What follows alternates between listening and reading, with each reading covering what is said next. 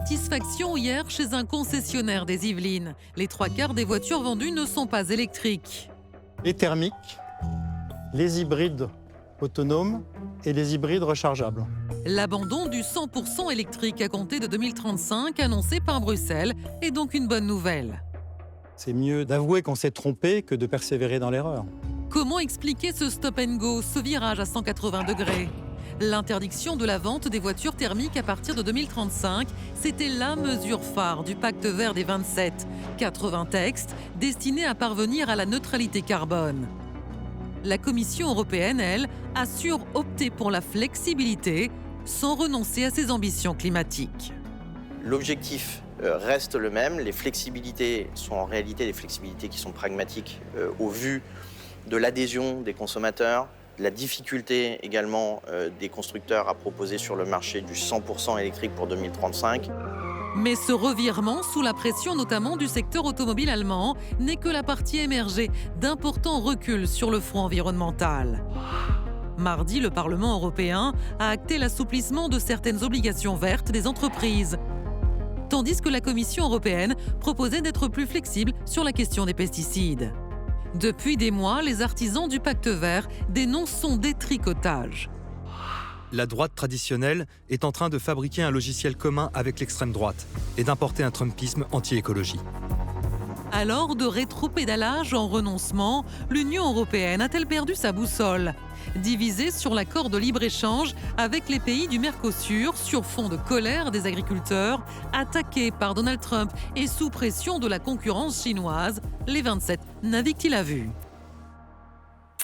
Nos trois invités pour ce débat, Lucille Schmitt, bonsoir, présidente du think tank La Fabrique écologique. Selon vous, Lucille Schmitt, l'Union européenne est en train de céder à la panique sous l'effet conjugué du trumpisme, de la pression des lobbies industriels et de la peur de l'extrême droite en détricotant le pacte vert au détriment de la santé publique, de la cohérence démocratique et de la compétitivité à long terme de l'Europe.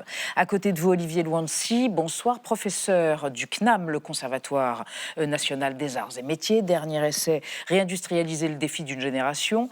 Selon vous, l'Union européenne s'est enfermée dans des décisions environnementales prises sans prendre en compte les équilibres socio-économiques et environnementaux. Ces revirements révèlent l'absence d'ambition industrielle claire et la nocivité des politiques de stop and go, en bon français, de j'arrête, je recommence, je revire, etc. Je change mon braquet pour les entreprises. Et à côté de vous, Théo Verdier, bonsoir, co-directeur de l'Observatoire Europe à la Fondation Jean Jaurès. Selon vous, les réajustements sur l'automobile électrique ou le Mercosur ne sont pas des renoncements, c'est le reflet d'un arbitrage pragmatique qui s'explique par la diversité des intérêts nationaux et la nature démocratique des décisions européennes. Et on va démarrer avec la une du jour. Oui, regardez, Benjamin. c'est celle du quotidien allemand de gauche alternative Taz, avec cette manchette en forme de jeu de mots provocateur, qualifiant Ursula von der Leyen, donc la présidente de la Commission européenne, de mère, presque mère maquerelle du pot d'échappement, pour dénoncer le revirement de la Commission européenne sur le pacte vert et les obligations donc des industries de l'automobile jusque-là, que c'était prévu en 2035. On va en parler, Lucille Schmitt. Est-ce que ce n'est pas un peu excessif, cette mise en accusation de la présidente de la Commission européenne ? Il y a encore des engagements verts. Il y a encore des engagements verts, mais je trouve que ce qui est très bien vu, c'est le fait qu'on assiste à un revirement d'Ursula von der Leyen elle-même, alors que je voudrais rappeler qu'en 2019, lorsqu'elle lance le pacte vert, elle dit qu'il n'y a jamais eu d'événement comparable depuis que l'homme a marché sur la Lune. Donc elle assume un pacte vert qu'elle présente comme un projet européen de long terme, et à l'occasion de son nouveau mandat, pour rester en place, et parce que son parti, le Parti populaire européen, qui est le plus nombreux au Parlement européen, conservateur, et qu'en plus la délégation allemande est très forte, à cette occasion-là, pour rester en place, elle n'hésite pas à faire un virage à 180 degrés. Et du coup, je pense que c'est dur, mais ça reflète aussi le fait que lorsqu'on veut pratiquer l'écologie, lorsqu'on dit qu'on prend des décisions historiques, l'opiniâtreté est la principale qualité, et que le revirement politicien est quelque chose qui vous désigne de façon un peu ridicule. Mais Théo Verdier, alors vous dites revirement politicien, mais en même temps, c'est donc pas 100% de ce qu'on a compris d'électrique, mais c'est 90%. Alors on n'y voit pas très clair. Est-ce que c'est un tout petit revirement ? Est-ce que c'est une véritable concession ? Est-ce que c'est à la marge ? C'est clair que pour les personnes qui nous écoutent, qui nous regardent, on peut se dire qu'il y a un côté un peu tragicomique. C'est-à-dire qu'on met en place des règles européennes, un objectif 2035, et on n'est même pas au début de la mise en œuvre qu'on est déjà en train de reculer. Est-ce que c'est grave ? Oui, il y a un recul. Est-ce qu'il est grave ? on peut se dire, il y a une version verre à moitié plein, c'est moins 10%. Mais en fait, 10, 20 ou 30. Exactement. Quand on voit certaines estimations par les ONG, je regardais Transport et Environnement, qui est une ONG spécialisée, qui disait qu'en fait, en 2035, ça pourrait amener à 25% de véhicules qui continuent d'émettre du CO2 dans Donc les thermique. ventes de véhicules Donc neufs. de véhicules thermiques. Thermiques ou hybrides avec un reste d'émissions, etc. Donc, c'est clair que du moins 90% du storytelling, on peut arriver à une photo dans laquelle, en mettant la photo du pire, c'est-à-dire avec tous les bonus sur les petites voitures, sur l'acier européen, etc., on pourrait finalement avoir toujours 25% de véhicules émettrices dans les émetteurs véhicules neufs donc qu'on vend. de CO2. Donc, il y a vraiment une manière de le voir à moitié plein ou à moitié vide. Néanmoins, rendons-nous compte que la demande européenne, en ce moment, est en train de stagner et qu'elle est uniquement... La demande européenne, pourquoi ? Pour des voitures électriques. Elle est soutenue par de l'argent public. On le voit bien en Allemagne, quand on coupe les financements à l'achat, on a moins 25, moins 27% de demande pour la voiture électrique. Et les finances publiques Pourquoi européennes... Pourquoi elles stagnent ? Parce qu'elles sont trop chères, les voitures électriques ? Parce qu'elles sont trop chères. Et donc, en plus, on a des constructeurs chinois qui sont en train de faire plus de 200% dans les ventes de véhicules, dans leur part de marché. Donc, c'est clair qu'aujourd'hui, on n'était pas dans un momentum pour la voiture électrique. Et je comprends qu'il y ait une mesure d'attente ou de temporisation. Alors, voilà. Et vous, Olivier Luanzi, est-ce que pour vous, c'est un réajustement bienvenu ou pas ?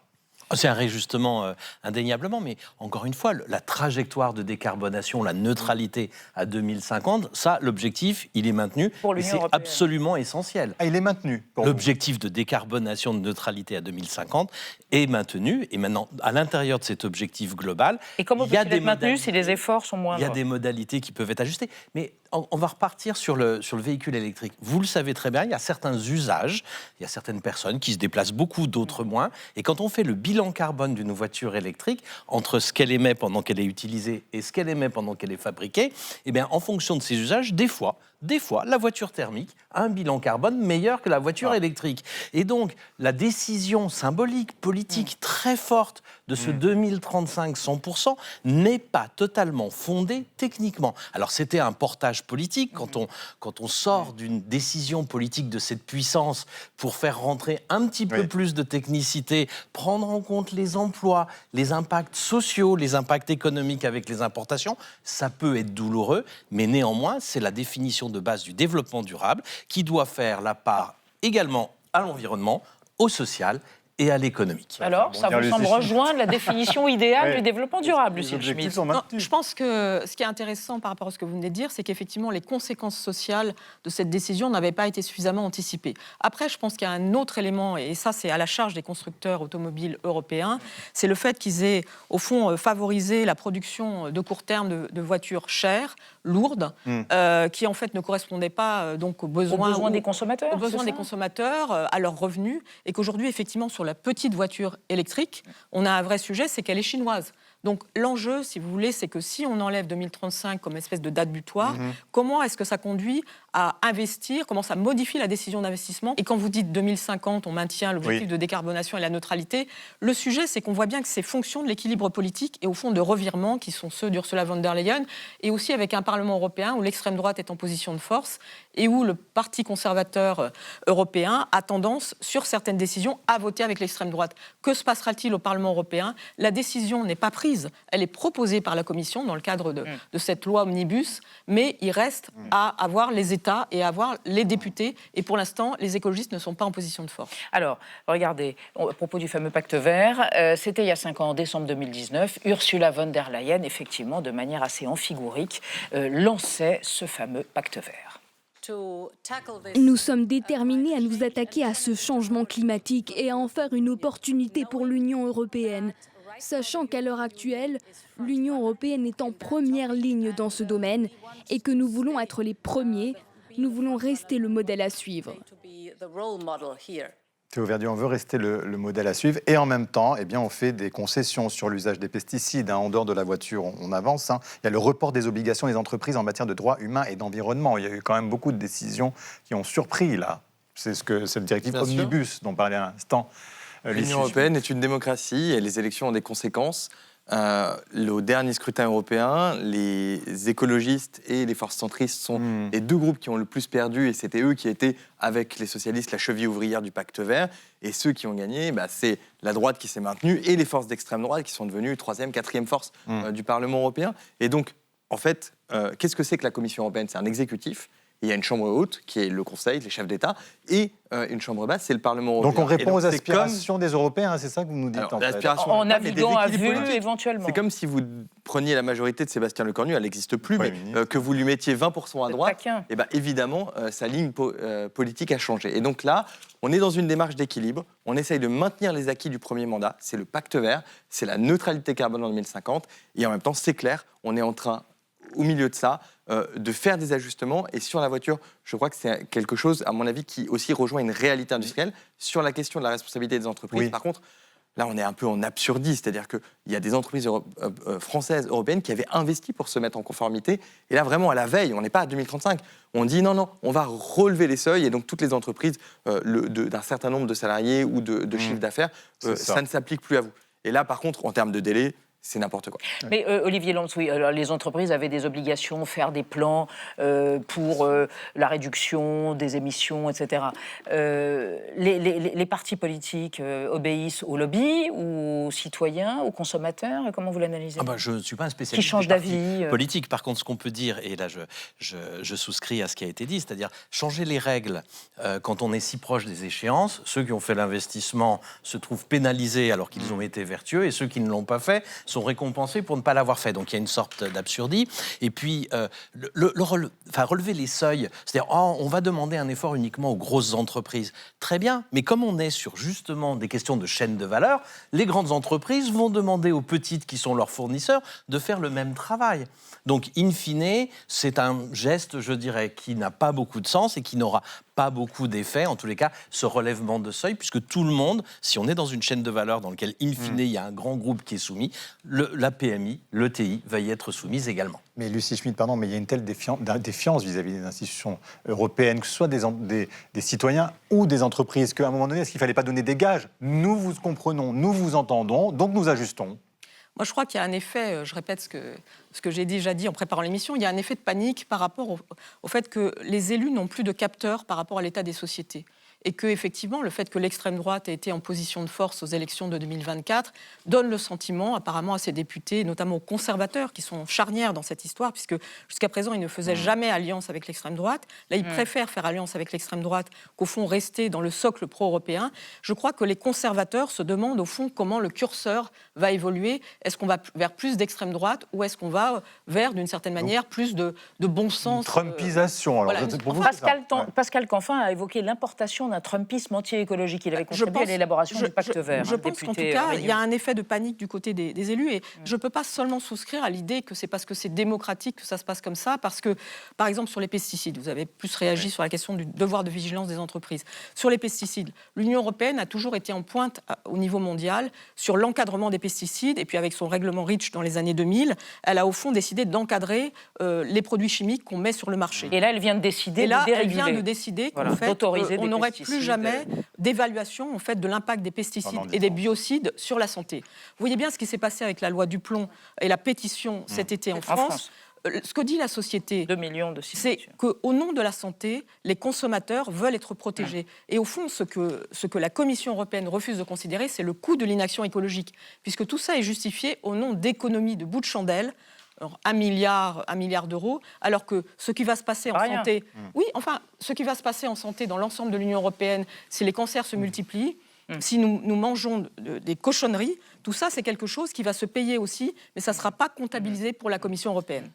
Vous donnez une vision très politique de ces décisions. Il y a aussi une explication économique dans le Green Deal. Sur les pesticides ? Non, je parle sur l'ensemble du Green Deal. Sur le Green Deal, on devait être vertueux, donc mettre en avant sur les règles, mais on devait aussi devenir l'Union européenne, le continent dans lequel on développait ces nouvelles technologies, on les exportait et qui nous apportait une richesse supplémentaire, nous permettant quelque part de payer les exigences qu'on s'auto-imposait. Le premier volet, il a bien été présent, c'est toutes les directives dont on a parlé. Le deuxième volet, il est parti en Chine, puisqu'aujourd'hui, le continent mondial qui produit le plus de batteries, le plus de panneaux solaires, demain peut-être le plus d'éoliennes et qui en retire une richesse importante, eh ben, c'est bien la Chine et c'est bien l'Asie. Donc là, il y a peut-être une panique politique, mais il y a aussi eu dans le Green Deal une promesse économique qui n'est tenue qu'à moitié. On a les contraintes, on n'a pas la richesse qui était promise autour des technologies. On n'a pas la rétribution. Attendez, il faut qu'on avance, Lucille Schmitt, parce qu'il faut qu'on évoque les États-Unis qui mettent la pression à propos du numérique, à propos du numérique et de la législation européenne qu'ils jugent trop contraignante. Exactement, c'est trop pour les Américains, trop de règles, trop d'enquêtes, trop d'amendes. La dernière en date étant celle de 120 millions d'euros qui a été imposée au réseau X pour plusieurs infractions au Digital Service Act, le règlement européen du numérique. Et depuis le début de l'année, l'administration Trump et les géants du tech ne lésinent pourtant pas sur les moyens pour faire plier l'Europe sur le numérique. Il y a d'abord eu des courriers, des rencontres et puis plus récemment du chantage. Lors d'un passage à Bruxelles fin novembre, les États-Unis ont proposé de réduire les droits de douane sur l'acier et l'aluminium qui sont actuellement de 50%, si et seulement si l'Europe acceptait d'assouplir les règles sur le numérique. Et puis sont venues les menaces. Il y a 2 jours, le bureau du représentant de la Maison-Blanche du commerce pour le commerce a déclaré que si l'Union européenne persistait dans sa régulation discriminatoire, il y aurait des représailles. Et elle a aussi rappelé qu'à l'inverse, des entreprises européennes comme Spotify ou Mistral AI avaient pu s'installer aux États-Unis et opérer librement depuis des dizaines d'années. Alors face à ces pressions, l'Union européenne tente de tenir bon. Elle a rappelé qu'elle continuerait à appliquer ces règles de manière équitable, mais on apprend dans le Financial Times qu'elle serait sur le point d'accorder un délai de grâce d'1 an aux entreprises américaines qui ne respectent pas encore le règlement sur l'intelligence artificielle. Théo Verdier, est-ce que vous pensez que l'Union européenne doit lâcher sur certains points ou alors au contraire qu'elle doit rester ferme et intransigeante sur la régulation ? Absolument pas, dans le sens où elle ne doit pas lâcher. C'est un combat culturel. Ce qu'on a dans la stratégie de défense américaine sur le fait que l'Europe va s'effondrer d'elle-même. Le document est publié qu'on a tous commenté la semaine dernière ou il y a 10 jours. Et en fait, l'offensive d'X et de l'ancien Twitter sur notre débat public, ça participe du même mouvement. C'est-à-dire, on l'a bien vu dans les dernières élections législatives allemandes, finalement, qui était favorisé sur X, c'était l'extrême droite allemande. Et il n'y a pas de secret. La volonté du président américain et surtout des forces MAGA, c'est de voir l'Europe se magaïser et d'y avoir un allié objectif sur le continent. Ouais. Mais Greg, c'est le slogan de Donald Trump, se trumpiser. On vient militariser ou se servir des relations commerciales ou de la question de la régulation des entreprises comme une arme politique. Tout le reste n'est que paravent, et c'est ça le sujet de fond. Donc oui, on doit résister. Et par contre, c'est une vision franco-française. C'est clair que de l'autre côté du Rhin, on est un peu business first parce qu'on a une question de modèle exportateur et qu'on a besoin de maintenir la balance commerciale avec les États-Unis. Justement, Olivier Luandi, est-ce qu'on n'est quand même pas obligé de lâcher quand tout est mélangé, à la fois le commerce, les intérêts politiques et puis le règlement du numérique ? Alors d'abord, oui, il faut maintenir notre ligne, ça fait partie de notre projet de société, comme l'environnement, comme un modèle social. Donc là-dessus, je pense que la question de principe ne se pose pas. Ensuite, on est face à une menace, c'est certain. Et cette menace, elle est peut-être encore plus grave et profonde que les mots que vous avez utilisés. Parce que si on parle que du numérique, notre dépendance en termes de plateformes de données pour toutes nos entreprises est de l'ordre de 80 à 90%. Si demain, les plateformes de données, les stockages de données pilotés par des capitaux et des intérêts américains devenaient non disponibles pour des entreprises européennes, l'économie européenne s'effondre. Il faut bien savoir. Donc ces types de dépendances-là appellent certes une réaction politique, mais aussi une réaction économique en remontant des souverainetés derrière. Et justement, pour arriver à cette souveraineté, il y avait quand même ce rapport Draghi d'il y a 1 an, 800 millions d'euros d'investissement pour relancer la compétitivité en Europe. Et aujourd'hui, seulement 10% ont été appliqués. Donc ça prouve bien qu'il y a une forme de faiblesse de l'Europe. Alors, il y a une faiblesse assez forte sur 2 plans. D'abord, ce qu'on appelle la souveraineté, c'est pas dans l'ADN des institutions européennes. Elles ont même été constituées pour lutter contre le nationalisme, qui peut être rapproché du patriotisme et de la souveraineté. Donc, c'est pas là-dedans. Le deuxième point, c'est que ce sont des institutions qui sont plutôt d'ordre diplomatique. Il faut réunir un consensus pour avancer, au moins une majorité qualifiée. Et sur ces sujets-là, comme ça a été dit tout à l'heure, les intérêts économiques notamment, voire les visions politiques, peuvent être divergentes, donc on a du mal à progresser, mais c'est un chemin qui est inéluctable. Puisque vous parlez de divergence, on se demande si l'Europe a encore une boussole. Est-ce qu'elle est tout simplement pas pragmatique, cette Europe? Pour parler du Mercosur, par exemple, il y a des divergences européennes. Lula, le président brésilien, attendait les signataires, la Commission européenne, au Brésil ce week-end. Il vient d'annoncer que finalement, il donne une semaine de plus à l'Italie, qui pourrait se raviser et signer. Est-ce que quelque part, voilà, l'Europe, bien c'est 27 pays qui ne sont pas d'accord, mais qui à un moment donné essayent de trouver un chemin commun et qui peut convenir au peuple? Le peuple européen, alors qui existe, c'est-à-dire, je crois que le sujet, c'est plutôt qu'il y a toujours eu une politique commerciale européenne dès l'origine. C'est une politique qui a été placée entre les mains de la Commission européenne et que là, on s'aperçoit qu'en fait, les intérêts des États divergent, ou en tout cas la hiérarchie des intérêts qu'elles veulent donner. Par exemple, en France, l'intérêt des agriculteurs est clairement placé aujourd'hui en haut de la hiérarchie. Ce n'est pas le cas en Allemagne. En Italie, c'est entre les industriels et les agriculteurs. On voit la carte des échanges entre l'Union européenne et les pays de l'Amérique le sentiment que les agriculteurs sont toujours sacrifiés, parce que je le rappelle, le débat aujourd'hui au niveau européen, on sait bien que les agriculteurs sont en train de manifester à Bruxelles, c'est au fond qu'ils disent on ne veut pas que vous nous conduisiez à importer des produits qui ne répondent pas aux normes que vous nous imposez. Ce sont des produits des organismes génétiquement modifiés. Notamment, et en tout cas, les normes environnementales là-dessus sont assez fondamentales. Donc ce qui est intéressant, c'est qu'au fond, aujourd'hui, lorsqu'il y a politique commerciale, on l'adosse aussi à des préoccupations environnementales et puis il y a des intérêts de puissance parce qu'on voit bien que, par exemple, lorsque Donald Trump pratique la menace du droit de douane, il fait du commerce une arme politique. Et par rapport à ce que vous avez dit tout à l'heure, moi je tiens à dire qu'il y a en matière commerciale une vision politique, en matière industrielle une vision politique, en matière de souveraineté une vision politique. Il faut toujours adosser l'analyse technique à une vision politique et du rapport de force. Donc la difficulté pour l'Union européenne, c'est qu'elle n'est pas habituée à concevoir le rapport de force par rapport à ses partenaires, comme les États-Unis, comme le Mercosur, etc. Comme la Chine. Théo Verdet, ça veut dire pour vous, est-ce que c'est une Europe sans cap, ce qu'on est en train de vivre notamment sur le Mercosur, ou tout simplement une Europe qui a 27 voix et qui se dit, bon an, mal an, on va trouver un moyen de trouver un chemin commun qui n'est pas évident? Je trouve qu'on s'en sort pas si mal. Déjà, sur la question de la régulation, écoutez, on l'a mis cette amende et on tient bon. Et sur le Mercosur, il y en a eu d'autres. Il y a 5 accords en cours de négociation après le Mercosur, avec l'Indonésie, avec les Émirats arabes unis, qui sont dans la stratégie de la Commission européenne, sur mandat des États membres, de dire on va diversifier nos débouchés pour être moins dépendants de notre balance commerciale excédentaire avec les États-Unis. La question, c'est est-ce qu'on est pour ou contre cet objectif-là?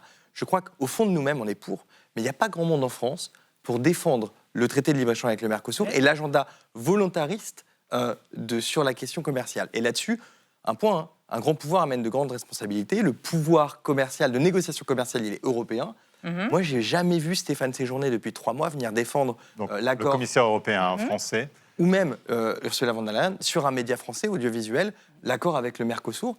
Dans le débat politique français, il n'y a aucun argument pour. Et je le dis aux gens qui nous écoutent, oui, il y a des choses négatives dans cet accord, il y a aussi beaucoup de positifs. Et vraiment, on n'entend pas un seul mot à ce propos dans le débat public français. Voilà. Sur le Mercosur, il y a quand même quelque chose, il y a peut-être du bien et du moins bien, mais en tous les cas, il y a une question de principe sur les clauses miroirs. C'est-à-dire, à partir du moment où on a un projet de société, des ambitions environnementales, sociales, on ne peut pas avoir de la libre concurrence avec des pays qui n'appliquent pas les mêmes règles. Ça s'appelle des clauses miroirs. Elles ne sont pas actuellement dans cet accord du Mercosur. C'est un point de principe assez légitime à faire passer en avant pour le report de la date. Bon. Moi, je crois qu'on ne peut absolument pas dissocier le commerce de la question environnementale et de la question des droits des consommateurs. On ne peut plus parler commerce sans parler du reste, au fond, de la santé démocratique et tout simplement de la santé des sociétés. Merci à tous les trois d'avoir débattu ce soir.